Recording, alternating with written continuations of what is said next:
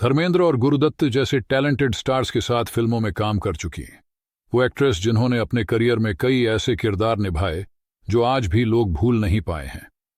अपनी गजब के एक्टिंग टैलेंट और खूबसूरती के लिए पहचानी जाने वाली इस एक्ट्रेस को एक बार तो एक प्रोड्यूसर ने यह कहकर फिल्म से बाहर कर दिया था कि शीशे में जाकर अपना चेहरा देखो, तुम एक्ट्रेस बन सकती हो। 60 के दशक की वो बेहतरीन कोई और नहीं बल्कि माला सिन्हा है।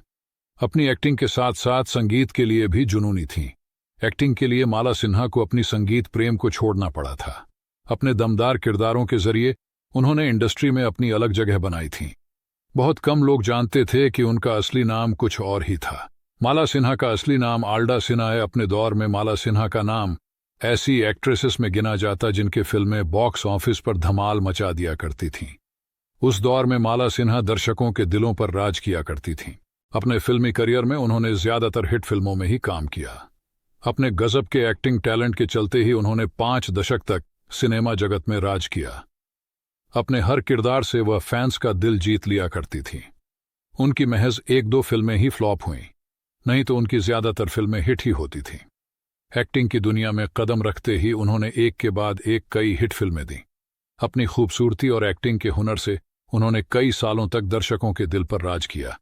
लेकिन इस तरह के रिजेक्शन को माला सिन्हा ने कभी खुद पर हावी नहीं होने दिया।